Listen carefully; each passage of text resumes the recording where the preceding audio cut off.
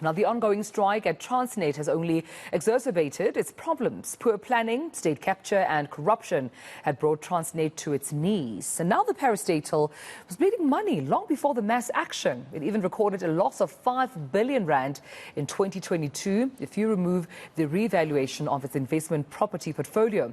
But now local businesses are looking to Mozambique's ports as an alternative. Joining me in studio now to discuss this is Senior Policy Analyst at the Centre for Risk Analysis. Hattingh joins me now. Good morning to you, Chris. Thanks for your time. Morning, Tamelo. Thank you for having me. Thanks for coming through. Let's talk about this. I mean, the World Bank reporting, or rather ranking SA ports as some of the lowest. What are the reasons behind this? So I think it comes down to two basic issues. It's a capacity one, so we haven't upgraded our capacity comparatively to other ports. It's all relative, of course, with these rankings. So compared to other ports and how well they've done to just upgrade their capacity to get bigger ships in, more containers, we haven't done those basics right for the last maybe 10 to 15 years. And then secondly, a digitalization issue. So when your container comes in, your goods, it's not as easy to track your goods through the South African port as it might be elsewhere. And for a person importing, you want to know where your goods are going. You want to know it's quickly off the ship, through the harbour, or onto a truck, that sort of thing. Right. So it's those two basic issues. Yeah, and I understand that in turn, Mozambique now has been ranked the highest. I mean, are they taking business from South Africa? I definitely think so. And in a context of higher global inflation, when it costs you more and takes longer to get your goods through a port, you're going to take it to a port where it's cheaper, where it moves faster, because then you can, of course, increase your profit, you can move more goods through. So countries like Namibia, the port at Maputo in Mozambique, they're going to take our lunch, effectively, if we can put it that way. The goods will still come to South Africa, but not through our port, so we don't get the tax revenue, of course. Oof, how much are we talking here? I think at the moment now, after 7 days, we're running into billions of dollars, millions of dollars, billions of rands.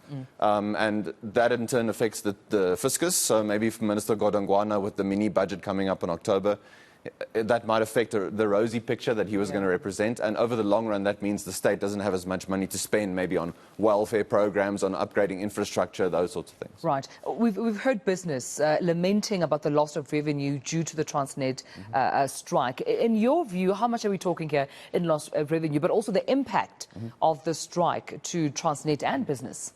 I think in the first 7 days of the strike, it was just over $8 billion a day. $8 million a day, sorry, and now we're coming into after 7 days, so maybe over $5 million a day, and that in turn affects South African businesses as well as international businesses. So if they think going forward they're going to build it into their schedules, they're going to think, why are we going to spend so much wasting time and increasing costs by putting it through South African ports? Right. We're going to build it into our shipping schedules and then maybe ship it elsewhere. And in the context, again, of Europe now being in trouble with their energy, we could be exporting more than we are. Companies like Tugela, for example, with coal, we could be doing more. We are doing relatively well with commodities, but we could be doing much better if things could move through the ports faster. Yeah. What do you think Transnet can do to get back on track? So just in terms of getting the wage agreement signed now, and I think having it at least locked in for 3 to 5 years, so you have some sort of future proofing or future, I guess, ability to know that you can tell importers things are going to be fine for the next 3 to 5 years.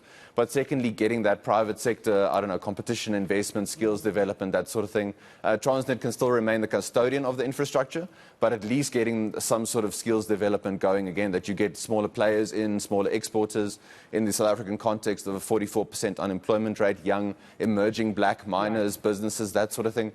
You're going to make it easier for them to build a business, to employ people, to have profit, if they know they can rely on the infrastructure. If we don't, it's going to affect emerging, I think, businesses the most. Yeah, and also in the long run, I'm sure surely there should be long-term impacts and damage to the economy, especially should the strike not be resolved anytime soon. No, absolutely. And given, again, the high inflation issue with South Africans facing high fuel and food prices, I mean, that's getting the basics right. We often talk about sort of investment summits, that sort of thing. But if we get the basics right, I think we can set the ball rolling in a good way. That'll help South Africans who are struggling now, again, with those high food prices. You release the pressure on them when you can give them more options in terms of what they can buy, where they can import from, that sort of thing. That, I think, will in turn set up more economic activity going forward. Chris, I appreciate you speaking to us this morning. Thank you so much for your time. All right, Hattingh joining us this morning. Chris, of course, being the Senior Policy Analyst at the Centre for Risk Analysis, talking to us more about the Transnet's non-competitiveness and what can be done to actually ensure that we don't feel the pinch in the long term and as far as the economy is concerned.